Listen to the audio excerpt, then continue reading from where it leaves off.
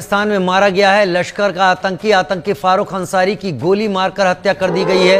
अज्ञात लोगों ने गोली मारकर मौत के घाट उतारा है। कोटली लॉन्च पैड का कमांडर था फारूक अंसारी, लश्कर तैयबा का कमांडर था फारूक अंसारी। भारत पाकिस्तान में दहशतगर्दी की कार्रवाइयों के जरिए टारगेट किलिंग में मुलविस है। बुखारी साहब, अब ये भी कहा जा रहा है कि 2021 के बाद भारत की इंटेलिजेंस एजेंसी रॉ ने पाकिस्तान में मुतादिद अफराद को कत्ल करने के लिए एक खुफिया मुहिम चलाई। सवाल ये है कि आखिरकार इतनी बड़ी ISI जो है वो इन अननोन गनमैन यानी कि अज्ञात बंदूकधारियों का पता क्यों नहीं लगा पा रही है। बिल्कुल, अगर ऐसा ही होता तो फिर ये जो स्टेटमेंट दे रहा है ये क्यों ऐसे घूम रहा है, जिंदा घूम रहा है। अगर भारत ने यही करना होता तो मेरे ख्याल है कि फिर यही हाफिज सईद और इनमें से कोई भी ना। और हम भी ये देख रहे हैं कि यहाँ ऐसे लोग निशाना बनाए जाते हैं जो तारीख आज़ादी है कश्मीर से जुड़े हुए हैं, या यहाँ जो हम अपने भाइयों की मदद कर रहे हैं अखलाकी तौर पर या सफारती तौर पर या सियासी तौर पर, उनको कत्ल किया जाता है, निशाना बनाया जाता है स्लीपर सेल्स के जरिए। पहली दफ़ा नहीं हुआ है।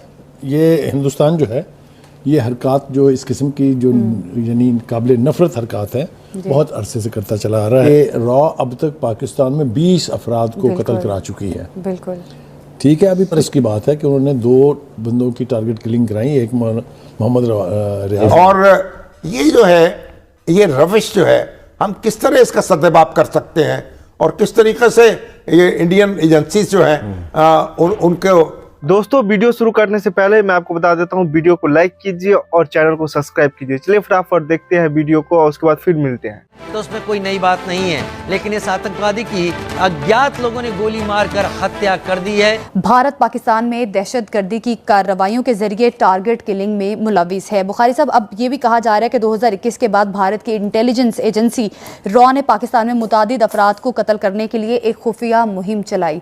तो बहुत बड़े होशरुबा इंकशाफात इस रिपोर्ट में हुए हैं। देखिए, ये पहली दफ़ा नहीं हुआ है। ये हिंदुस्तान जो है ये हरकत जो इस किस्म की जो यानी काबिल नफरत हरकत है बहुत अरसे से करता चला आ रहा है।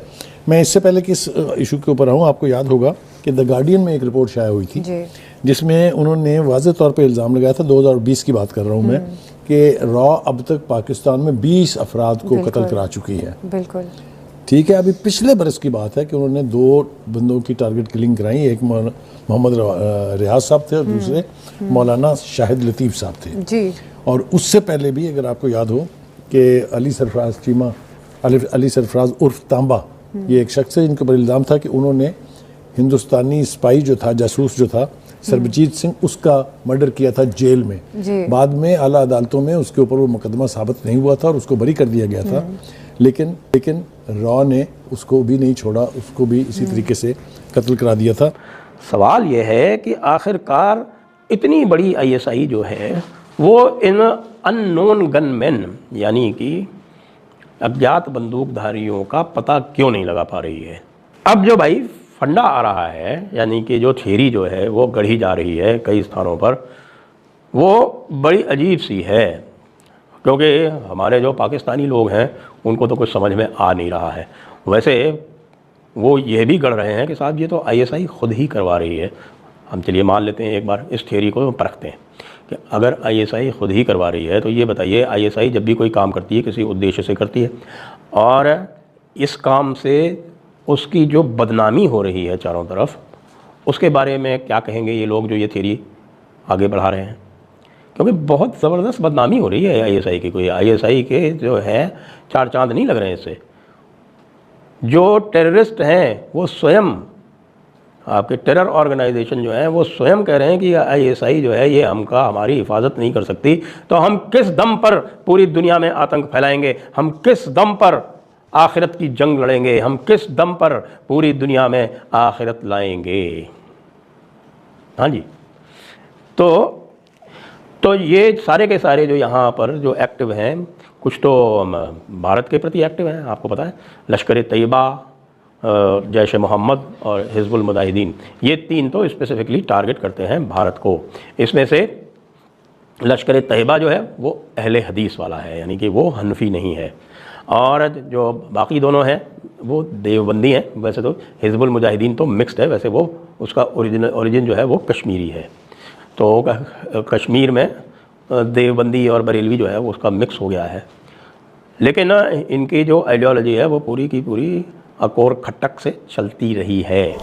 आज वाशिंगटन पोस्ट ने तो बड़ी तफसीली रिपोर्ट छाप दी और हम भी ये देख रहे हैं कि यहाँ ऐसे लोग निशाना बनाए जाते हैं जो तारीख आज़ादी है कश्मीर से जुड़े हुए हैं, या यहाँ जो हम अपने भाइयों की मदद कर रहे हैं अखलाकी तौर पर या सफारती तौर पर या सियासी तौर पर, उनको कत्ल किया जाता है, निशाना बनाया जाता है स्लीपर सेल्स के जरिए। और ये जो है ये रविश जो है हम किस तरह इसका सद्भाव कर सकते हैं और किस तरीके से ये इंडियन एजेंसीज जो हैं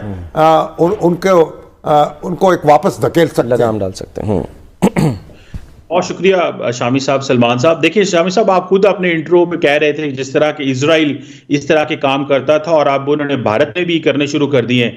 मैं समझता हूं कि भारत का ये सारे का सारा जो नेटवर्क था ये एक्सपोज हो गया है शामी साहब। उसकी वजह यह है कि पाकिस्तान तो बहुत पहले से लगा हुआ कह रहा था कि देखें इंडिया पाकिस्तान के अंदर ऐसे लोगों को टारगेट कर रहा है। शामी साहब, आपको पता है पिछले साल कतर ने 9 नेवी के जो इंटेलिजेंस के लोग थे उनको पकड़ा, सजाएं मौतें दी। नरेंद्र मोदी ने जाके स्पेशल रिक्वेस्ट की कतर से और उनको माफ किया गया है। मैं कतर की बात कर रहा हूं। रॉ मोदी साहब की निगरानी में इस किस्म के जो कत्ल हो रहे हैं लोग, चाहे उनका ताल्लुक खालिस्तान मूवमेंट से है चाहे उसका ताल्लुक पाकिस्तान से है, उनको कत्ल कराने का एक बाकायदा मिशन है वहाँ।